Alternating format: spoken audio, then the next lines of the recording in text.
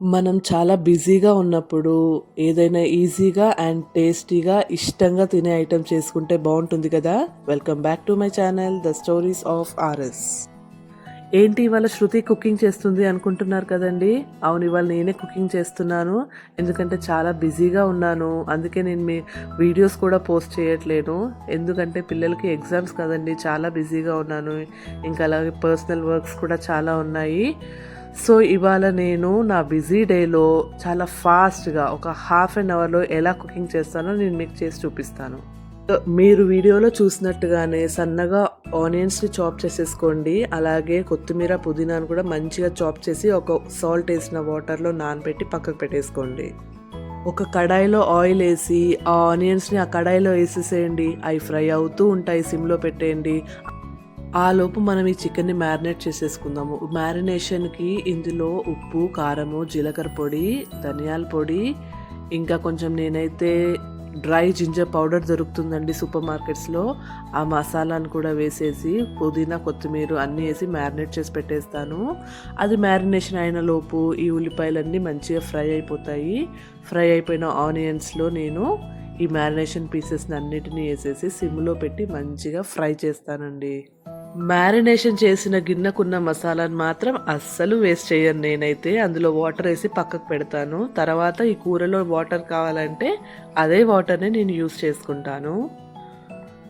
ఇది సిమ్లో ఫ్రై అయ్యే లోపు మనం ఇంకొక స్టవ్ పైన కుక్కర్ పెట్టేసుకొని బగారా రైస్ కూడా చేసేసుకుందాము. మరి అరగంటలో కుకింగ్ అవ్వాలంటే మల్టీ టాస్కింగ్ చేయాల్సిందే కదండి.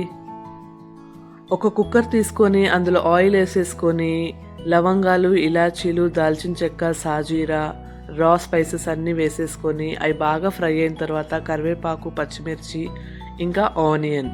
ఆ ఆనియన్ కూడా ఫ్రై అవ్వడానికి చిటికెడంతా సాల్ట్ వేసి మంచిగా ఫ్రై చేసేసేయండి. నాకైతే మల్టీ టాస్కింగ్ చేయడం అంటే చాలా ఇష్టం అండి. కుకింగ్ చేసేటప్పుడు ఇలాగ వంట చేసుకుంటూ కిచెన్ సర్దేసుకుంటాను.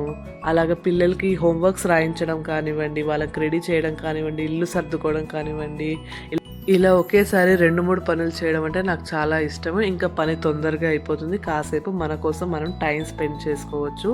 ఒకే పని అయ్యాకే ఇంకో పని చేయాలి అనుకుంటే మనకి ఈవినింగ్ అయినా మన పనులు అయిపోవండి. వీడియోలో చూస్తున్నారు కదా, ఆనియన్స్ ఫ్రై అవ్వగానే నేను అందులో జింజర్ గార్లిక్ పేస్ట్ వేశాను. ఇంకా కొత్తిమీర, పుదీనా వేసాను. అవి బాగా ఫ్రై అయిన తర్వాత మనం ఏవైతే రైస్ కడిగి పెట్టుకుంటాం కదా, ఒక్క గ్లాస్కి 1.5 గ్లాస్ వాటర్ వేసి నానబెడతాం కదా, ఆ వాటర్ని అందులో వేసేసాను. ఇప్పుడు ఆ వాటర్ మరుగుతూ ఉంటాయి. ఆలోపు మనం చికెన్ని చూసుకుందాం ఏమైందో.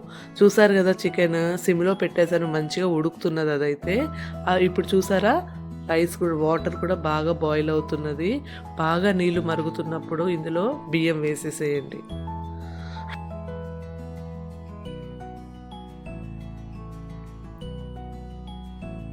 రైస్ వేయగానే ఎప్పుడు కుక్కర్ లిడ్ క్లోజ్ చేయకండి.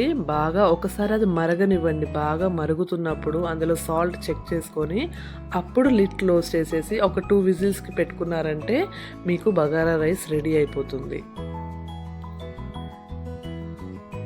ఇంకా రైస్ చేసేసుకుంటుందండి. మనం దానికి లిడ్ పెట్టేసాం కదా, ఇంకా దాని గురించి ఆలోచించాల్సిన పని లేదు. ఒక 2 విజిల్స్ వస్తే ఆపేసుకోవచ్చు.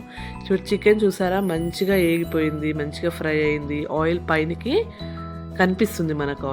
బాగా ఆయిల్ కనిపిస్తుంది అంటే కుక్ అయిపోయింది అని అర్థం. ఇంతకుముందు నేను మ్యారినేట్ చేసి పెట్టిన గిన్నెలో నీళ్ళు వేసి పెట్టాను కదండి, ఆ నీళ్ళని నేను ఇప్పుడు ఇందులో వేసి యూస్ చేసుకున్నానండి. కొంచెం గ్రేవీ లాగా కావాలి కాబట్టి నేను ఆ వాటర్ని ఈ కర్రీలో వేసాను.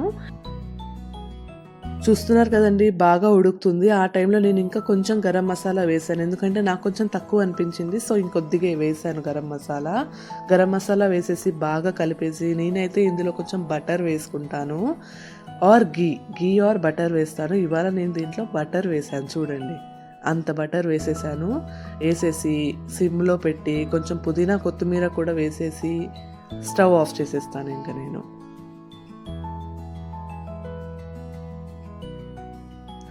అక్కడ రైస్ కూడా రెడీ అయిపోతుందండి, కర్రీ కూడా రెడీ అయిపోయింది. ఇంకా చూసారా కర్రీ ఎలా రెడీ అయిందో.